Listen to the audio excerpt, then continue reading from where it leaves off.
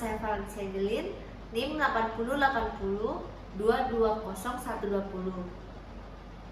Arahang sama sambuto bagawa Buddhang Bhagawantang Abiwademi Swakato Bhagawata Dhammo Dhammang Namasami Supatipanno Bhagavato Sawaka Sanggo Sanggang Namami.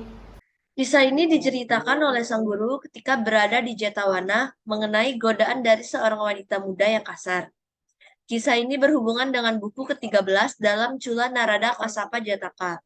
Sang guru bertanya kepada biku itu dengan berkata, "Benarkah biku, seperti yang mereka katakan, bahwa engkau merasa gelisah karena hasratmu?"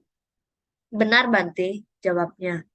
"Biku," kata sang guru, "ia adalah kutukan untukmu. Di kehidupan yang lampau, kau bahkan menemui ajalmu dan dijadikan makanan pembuka untuk para undangan di hari pernikahannya."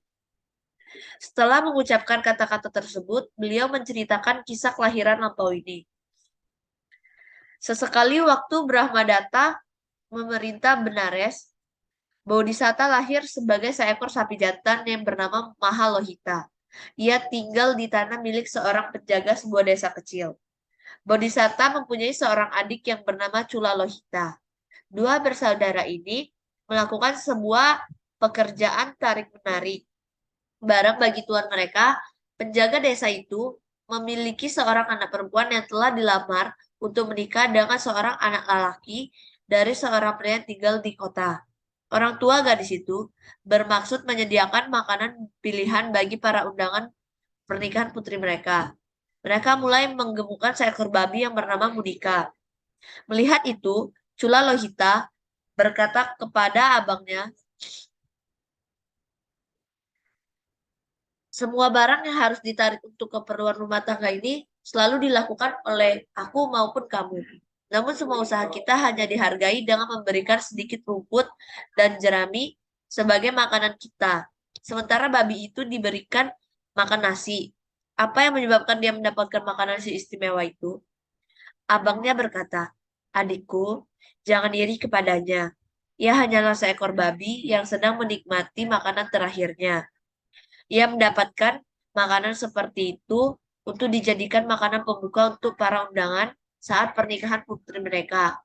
Hanya itu alasan mereka memberikan makanan seperti itu kepada babi tersebut. Tunggulah beberapa saat lagi hingga tamu-tamu berdatangan, maka kamu akan melihat babi itu berakhir dalam 4 potong sesuai dengan jumlah kakinya. Ia akan dibunuh jadi dan diproses menjadi kari." Tidak lama kemudian, para tamu pun datang.